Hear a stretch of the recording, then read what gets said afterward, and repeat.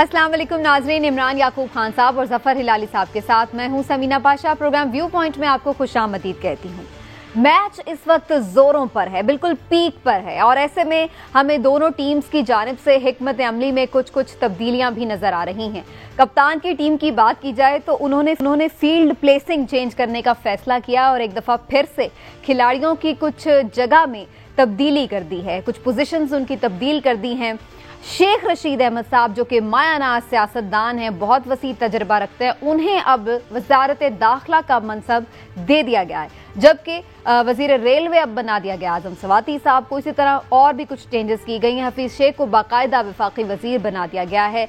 इसके साथ साथ हम ये भी देख रहे हैं कि ये तब्दीलियां कुछ अक्कासी कर रही हैं कि शायद उनकी हिकमत अमली भी कुछ सियासी तौर पर अपोजिशन के साथ निमटने की तब्दील होने जा रही है, जिसकी वजह से ये तब्दीलियां की गई। ऐसा ही है, क्यों तब्दीलियां की गई हैं और उससे क्या फर्क पड़ेगा, ये तब्दीलियां मुस्बत होंगी या मनफी, जायजा लेंगे। इसके साथ साथ अगर दूसरे फरीक की बात की जाए तो वहां पर भी हमें ऐसा नजर आ रहा है कि कुछ हिकमत अमली पर गौर व फिक्र जारी है। इस्तीफे पहले जमा कराने का ऐलान तो कर दिया गया, लेकिन बाद में फिर यह भी कहा गया कि अभी हम अपने पास रखेंगे, सीईसी में फैसला भी होगा, डिस्कशन भी होगी। मरियम को भी हमने ये कहते सुना कि जी बाज़ाब्ता अब ये हमने मांगे नहीं हैं, लेकिन बहरहाल जो भी है 31 दिसंबर की उनकी भी डेडलाइन है कि इस्तीफे सरबराह के पास अपने अपने जमा हो रहे हैं, तो वो भी कुछ अपनी हिकमत अमली का जायजा ले रहे हैं कि पहले कौन सा ऑप्शन इस्तेमाल किया जाए और कौन सा ऑप्शन बाद में इस्तेमाल किया जाए। वहां पर हिकमत अमली कितनी कारगर साबित होने जा रही है, एग्रेसिव तो वो भी नजर आ रहे हैं और मुत्तहिद भी, लेकिन क्या ये काफी है हुकूमत गिराने के लिए, इस हवाले से भी खुसूसी गुफ्तगू होगी और ये भी देखेंगे कि आखिर इस्तीफे देने से कितना बड़ा क्राइसिस आईनी तौर पर पैदा हो सकता है। एक्सपर्ट की राय भी लेंगे इस हवाले से। प्रोग्राम में आप काफी कुछ होगा आज भी हमारे पास जनाब, तो आपको रहना होगा हमारे साथ। अंदर की खबरें भी आपको देंगे और इमरान साहब मैं बात कर रही थी कि कुछ तब्दीलियां कप्तान साहब ने की हैं और आमतौर पे जैसे अगर कोई शाहिद अफरीदी को बैटिंग के लिए भेजता है तो जहन में आ जाता है कि अब शायद वो रन रेट कोई तेज़ करना चाह रहा है, भले वो बाद में आउट हो जाए, वो अलग बात है, लेकिन अंदाज़ा हो जाता है कि चाह क्या रहा है। शेख रशीद साहब को वजारत दाखिला का कलमदान सौंपा गया, तो आपको क्या लग रहा है, क्या चाह रहा है कैप्टन? बिस्मिल्लाहिर्रहमानिर्रहीम। समीना, पहली बात तो ये है कि शेख रशीद साहब को वजारत दाखिला का जो कलमदान सौंपा गया है, तो ये दो चीज़ें जाहिर करता है। एक तो ये कि हुकूमत पे अब अपोजिशन का दबाव है और हुकूमत अब दबाव में नज़र आती है। यही वजह है कि जो इन्होंने मुल्तान में मिस हैंडल किया सारे मामले को, और जिस तरह से लाहौर में किया जा रहा है कि आप ये देखें कि जो बंदा सारी ज़िंदगी खुद पीटीआई का इमरान खान का टाइगर रहा है, डीजे भट्ट, उसको भी गिरफ्तार कर लिया और चीखता रहा ये लाइसेंस है मेरी बंदूक का। इन्होंने कहा ना, जैसे पुलिस करती है मैं ना मानूं। अब सुबह की हुकूमत की ये हो रही है कि जिसको ये पकड़ते हैं अगले दिन उसकी जमानत हो जाती है, तो फायदा क्या? आप इतना दबाव ले क्यों रहे हैं? दूसरी बात ये मैं आपसे अर्ज कर दूं कि शेख रशीद साहब 2018 में जब इलेक्शन हुए थे तो उस वक्त उनका ये मुतालबा था, वो उनकी ये ख्वाहिश थी कि उन्हें वजीर दाखिला बनाया जाए। उन्होंने इमरान खान साहब से ही रिक्वेस्ट भी की थी। अच्छा? हाँ जी, लेकिन क्योंकि उस वक्त परवेज खटक साहब भी वजीर दाखिला बनना चाहते थे, इसलिए इमरान खान साहब ने किसी ग्रुपबाजी से बचने के लिए, किसी नाखुशगवार बहस से बचने के लिए ये फैसला किया कि लेकिन आज तो वो कुछ और कह रहे थे, वो तो कह रहे थे उन्हें तो इल्म ही नहीं था कि उन्हें वजारत, मैं सुनवा देती हूँ सुनते उन्होंने इस फैसले से मुतालिक किस अंदाज से बताया था?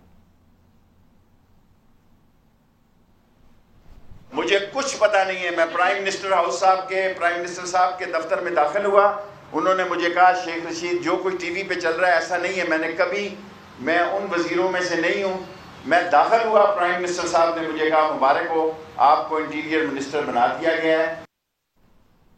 लेकिन आप कह रहे हैं कि वो खुद ख्वाहिशमंद थे? बिल्कुल थे, ख्वाहिशमंद थे। और ये आप जो 2-3 नाम चल रहे थे ना कि उनको बनाया जा सकता है, तो उसमें चौधरी फवाद चौधरी का भी नाम था, इनका भी नाम था, 1-2 और भी नाम थे। लेकिन मैं समझता हूँ कि शेख रशीद इस हवाले से एक अच्छी चॉइस है कि इमरान खान साहब एग्रेसिव मोड वाले बंदे को पसंद करते हैं।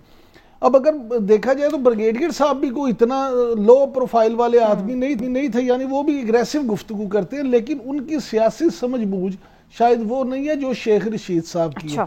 शेख रशीद साहब एक मजे हुए सियासतदान तो हैं, दूसरे उन्हें खुद फुलझड़ियाँ छोड़नी भी आती हैं और बुझानी भी आते हैं।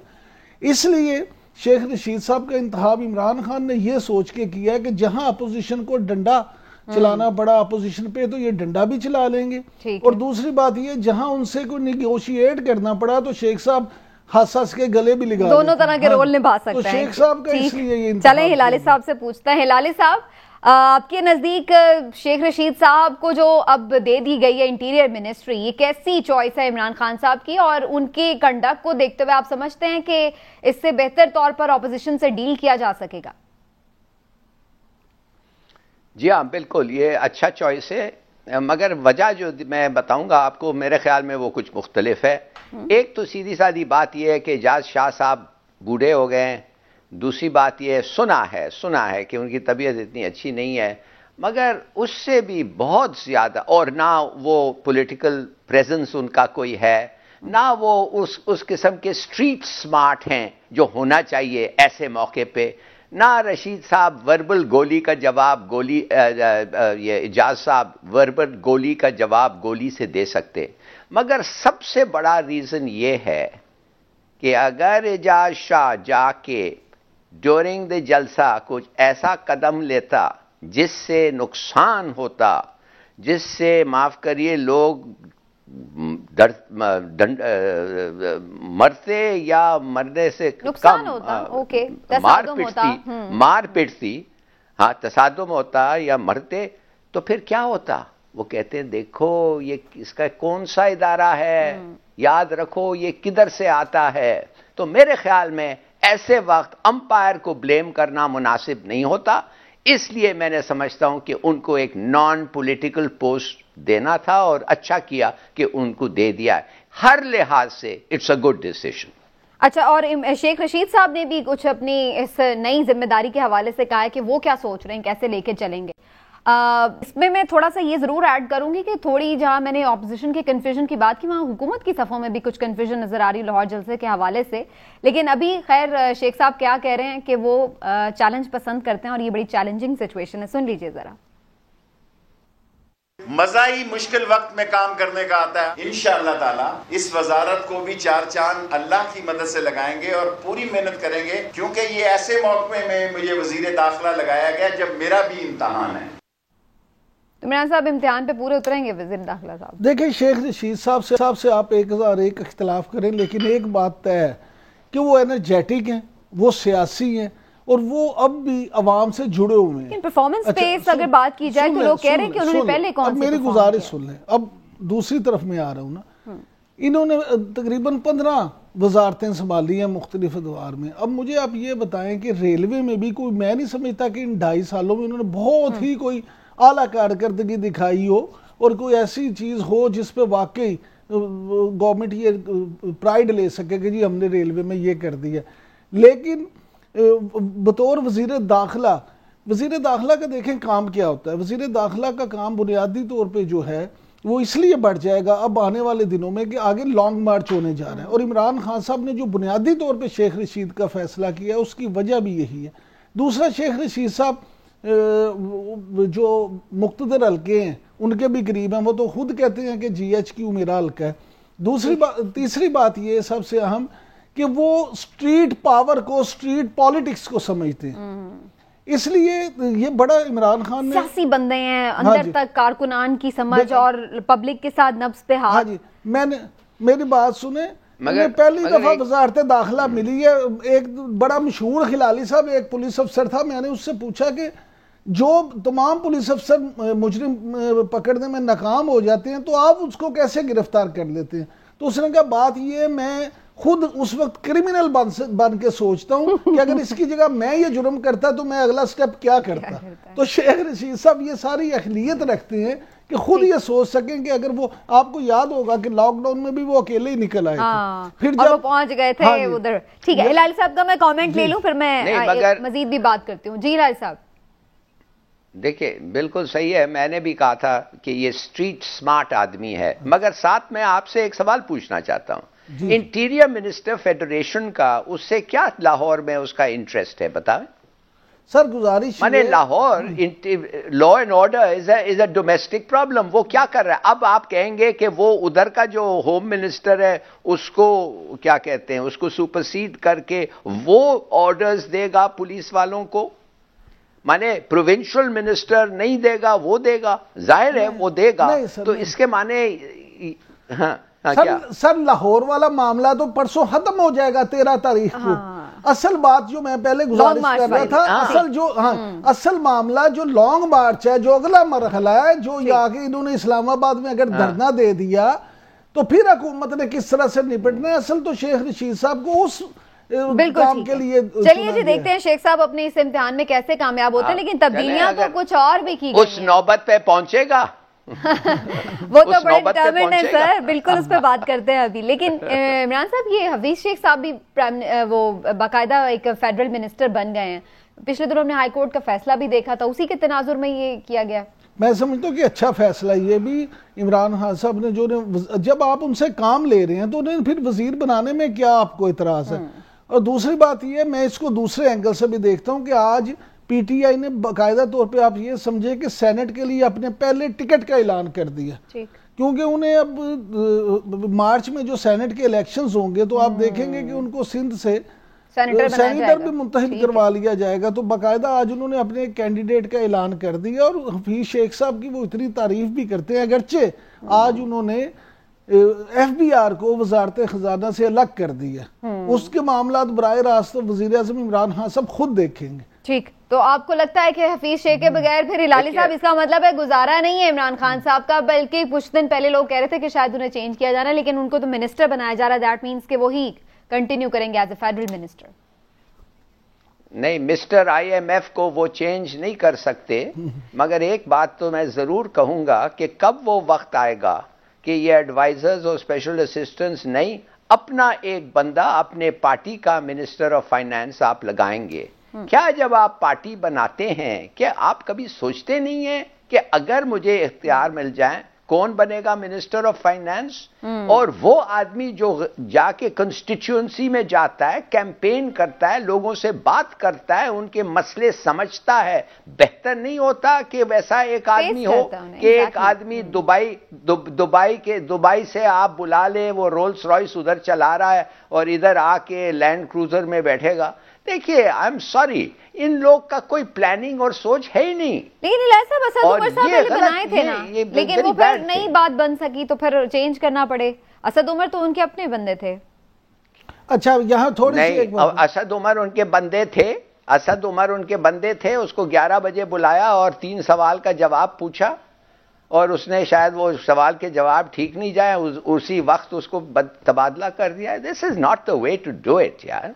आपको फुल कॉन्फिडेंस, देखिए जब मैं होता था बीबी के साथ कौन था? VA जाफरी। अरे भाई VA जाफरी गवर्नमेंट सर्वेंट, बड़ा अच्छा आदमी, गवर्नमेंट सर्वेंट। थोड़ी देर के बाद मुझे कहने लगी बीबी के उसका नाम मैंने मिस्टर नो रखा है। मैंने कहा क्यों? कहती है because he turns down all my proposals, जो मैं कहती हूँ कहता है नो। तो मैंने I mean you know it's pointless. अच्छा, लेकिन हिलाली साहब देखिए, हिलाली साहब हफीज शेख साहब हफीज शेख साहब पीपल्स पार्टी के दौर में भी वजीर खजाना रह चुके हैं, लिहाजा उनका एक्सपीरियंस तो है माजी का भी। अब जब IMF की चॉइस भी साथ आ जाती है, IMF के भी मामला तो उनके साथ आ जाते हैं उनकी सपोर्ट में, तो उनकी पोजीशन मजीद। और कुछ लोग ये भी कहते हैं कि टेक्निकल जो वजारतें होती हैं जहां पर कुछ ऐसे एक्सपर्ट्स को होना चाहिए, तो ठीक है, फिर कुछ देखे ना वो मुशर्रफ दौर में भी और वो अंपायर को भी खुश रखते हैं। हाँ जी, इसलिए तो मुशर्रफ दौर में भी वजीर बन गए थे ना। अच्छा जी, लेकिन अब बहरहाल आपको लगता है कि उन्हें बाकायदा सेनेटर भी बना दिया जाएगा, फिर PTI में ही रहेंगे या फिर जब वजारत खत्म होगी फिर सूटकेस लेके चले जाएंगे? जितनी देर सेनेटर रहेंगे तो उतनी देर रहेंगे, उसके बाद फिर चले जाएंगे। इनका सूटकेस वालों का यही तो फायदा होता है। चलें जी, ये तो कैबिनेट की चेंजेस हैं और कुछ लोग इस पे तनकीद भी करते हैं। सवाबदीद है कैप्टन की कि जनाब वो अपने नए खिलाड़ी लाए या उन्हीं खिलाड़ियों की तब्दीलियां करता रहे, लेकिन देखना ये कि इससे फर्क क्या पड़ता है। बहुत ज्यादा तब्दीलियां करने से लोग ये भी इख्तिलाफ करते हैं कि भाई आपको एक सेटल होने ही नहीं देते वजारत और उससे पहले ही तब्दील देते हैं। लेकिन बहरहाल एक जो बहुत इंपॉर्टेंट इस वक्त इम्तिहान दरपेश है वो PDM का है, और PDM का 13 दिसंबर का जो जलसा है वो कितना फैसला कुन साबित होने जा रहा है, उस पर हुकूमत की हिकमत अमली क्या है, ये भी बात करनी बड़ी जरूरी है। तो इमरान साहब, हुकूमत अब वैसे तो मुझे तो कंफ्यूज इसलिए लग रही है कि इमरान खान साहब ये कहते हैं कि हम जलसे की इजाज़त इनको नहीं देंगे लेकिन रोकेंगे भी नहीं। तो इस स्टेटमेंट का मतलब क्या है, मैं ज़रा ये भी समझूंगी। और शेख साहब आज कह रहे थे कि हमारी तरफ से खुली इजाज़त है, तो क्या ये एक कन्फ्यूजन है हुकूमत की सफ़ों में? एक छोटा सा ब्रेक लेते हैं, वापस आते हैं, पीडीएम की जो पोजीशंस हैं और उनकी जो हिकमत अमली उस पर बात करते हैं ब्रेक के बाद।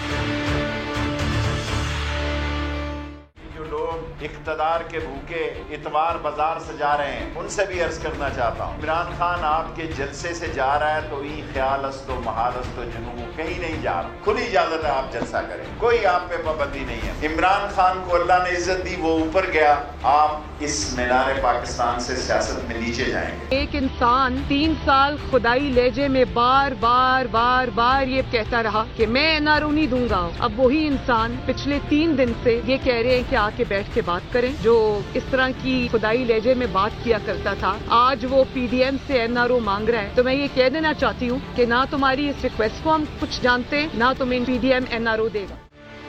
तो बहुत सारे ऑप्शंस हैं, मुज़ाकरात भी है, लॉन्ग मार्च भी है, इसके साथ साथ इस्तीफे भी हैं। इस्तीफों का ऐलान कर दिया गया है कि जी 31 दिसंबर तक अपनी अपनी क़यादत तक जमा करवा दें, लेकिन बाद में हम देख रहे हैं कि कुछ लोग कह रहे हैं कि जमा करवा रहे हैं, नहीं करवा रहे, ईसीसी में भी फैसला हो रहा है। क्या सिचुएशन है, बात करते हैं। हिलाली साहब, पीपी क्लियर है कि इस्तीफे देंगे हम, what do you think? Samina, ये सवाल का मेरा जवाब आप दें। मैं समझिए आपके सब रेजिग्नेशंस आ जाते हैं, और समझिए गवर्नमेंट के भी लोग एकदम उनको मिल के रिजाइन भी कर देते हैं, मगर 84 लोग रह जाते हैं पार्लियामेंट में। तो इसका मतलब यह है ना कि नेशनल असेंबली चलेगा। बस सिर्फ एक चीज नहीं कर सकता है नेशनल असेंबली, जब 84 लोग होते हैं, वो कॉन्स्टिट्यूशनल अमेंडमेंट नहीं पास कर सकता है। एक दूसरी बात, अगर प्रोविंशियल असेंबली में रेजिग्नेशंस आ गए, इसका मतलब तो यह नहीं है कि सेनेट के इलेक्शंस पोस्टपोन होंगे, बिल्कुल नहीं होंगे।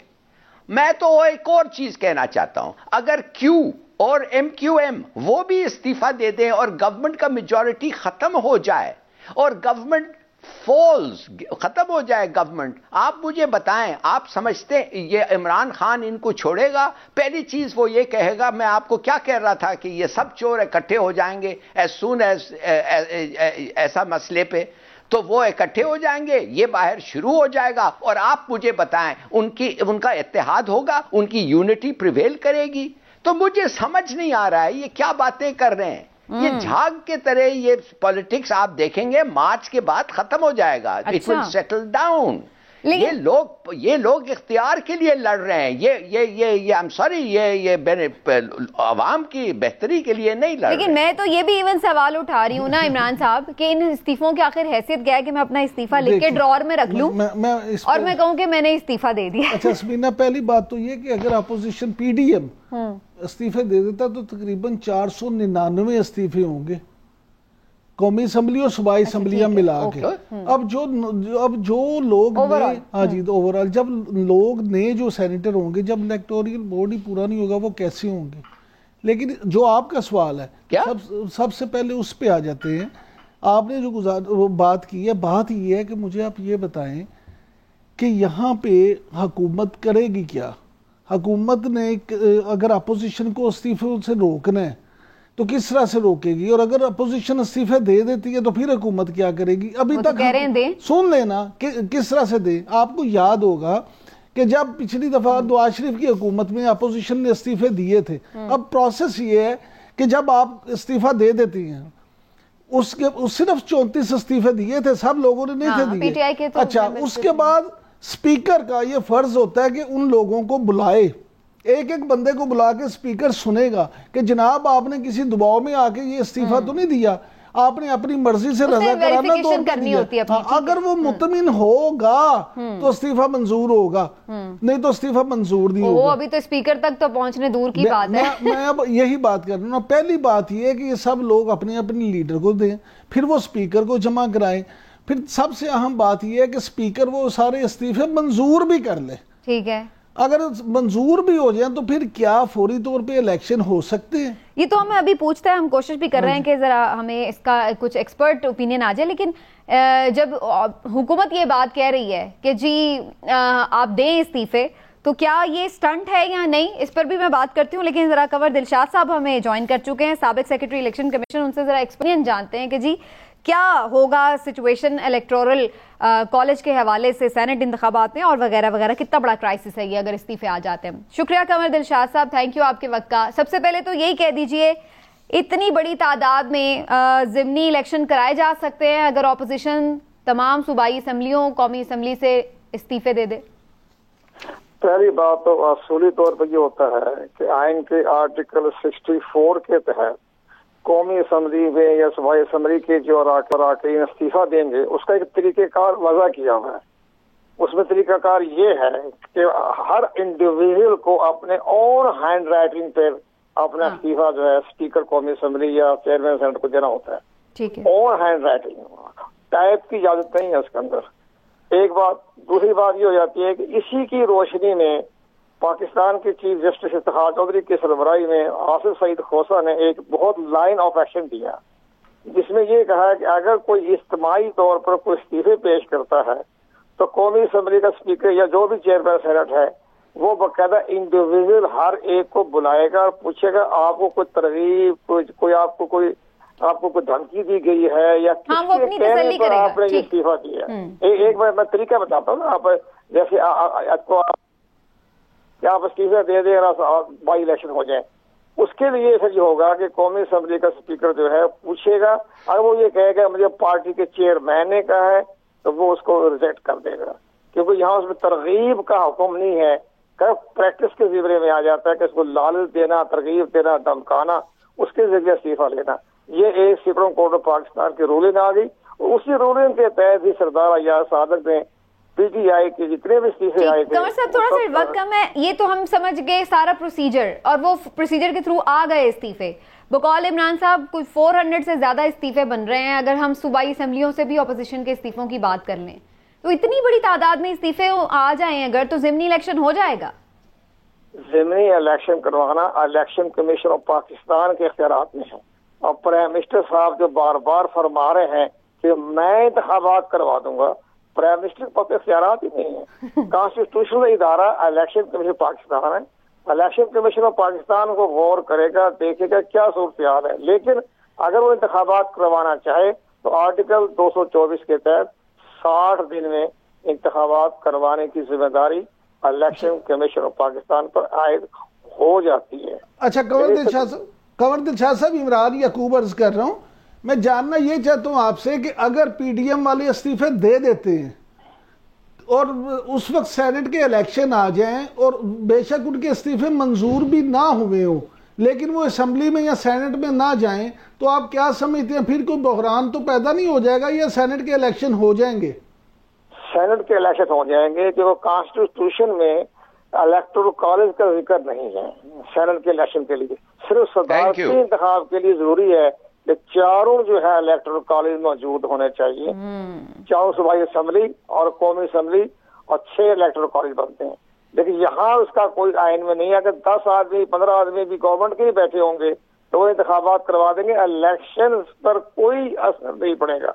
ये 5 फरवरी 2021 को इंतखाबात हो जाएंगे।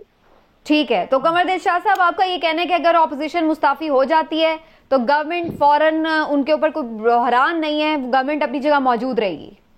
बिल्कुल, पार्लियामेंट बरकरार रहेगी, 180 नुमाइंदे हुकूमत के पास मौजूद है, हुकूमत करते रहेंगे, और पहले इसी लिहाज से किसी किस्म का आईनी बुरान पैदा नहीं होगा, कोई असेंबली तहलील नहीं होगी।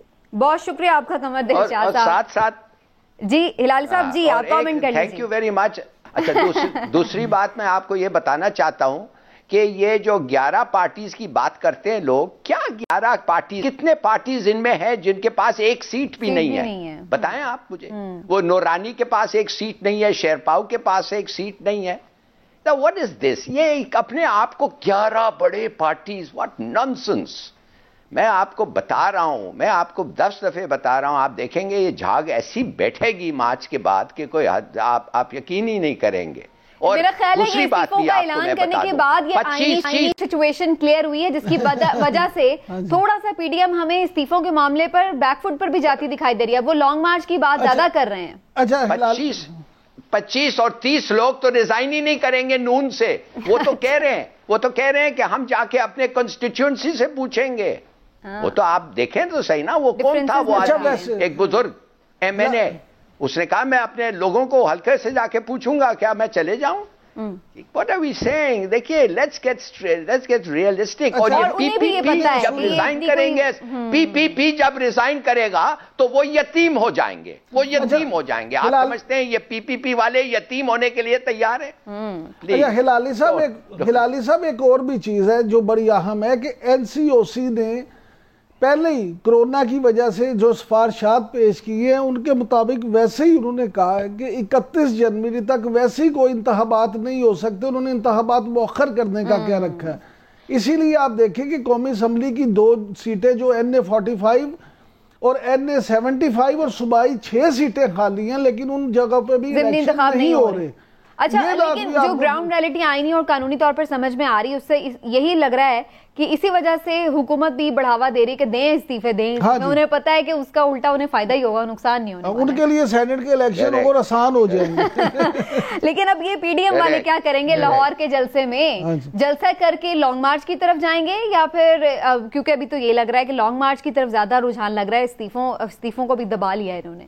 देखें, जो आज मरियम नवाज और बिलावल भुट्टो की मुलाकात हुई है उसमें जो हमारे ज़राए हैं उनके मुताबिक ये बातें बड़ी तफसील से डिस्कस हुई हैं और शायद इनकी कल दोबारा कल भी मुलाकात हो।